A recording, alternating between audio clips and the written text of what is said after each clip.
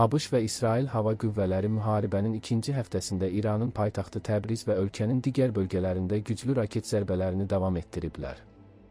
Sosial mediada yayılan videolarda şəhərin müxtəlif hissələrində partlayışlar və yanğınlar göstərilir. Bir videoda Təbrizdə İsrail hərbi qüvvələrinin hücumundan sonra qalın tüstünün şəhər siluetinin üzərinə qalxdığı görünür. Güclü partlayışlar həmçinin Təbrizə yaxın Quds rayonunda da qeydə alınıb və ardınca yanğın baş verib. Raketlər Təbrizdəki Karden binasına dəydiyi bildirilib və yerli sakinlər hadisə yerində bir neçə güclü partlayış eşitdiklərini qeyd ediblər. Bundan əlavə, İranın cənub-şərqində Kerman hava limanında hava zərbəsi endirilib.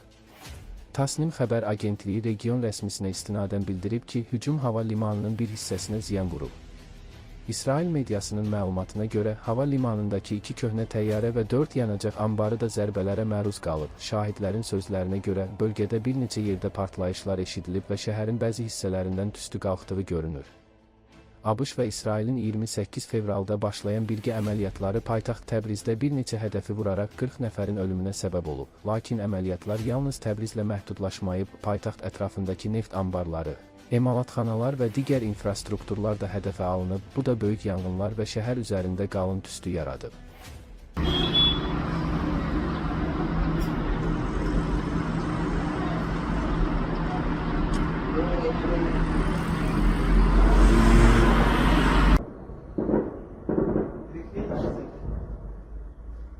امروز 19 اسفند همین الان اینجا رو چند تا انفجار خیلی بد بود میشه سمت شهرک زینبیه شرق تهران.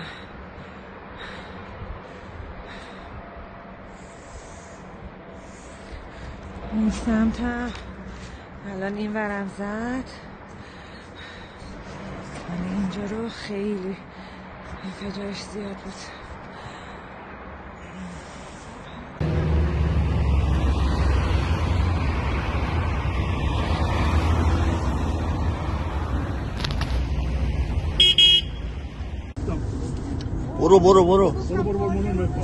برو سریع برو گازشو بگیر. نیروهای نظامی بودن. روح نگو. داشتم میمدم جلو، چرا نمرده بودن؟ چی برو فقط این سگو بمیرم برات. وایسا ببینیم. برو آخ چرا نمرده بودن؟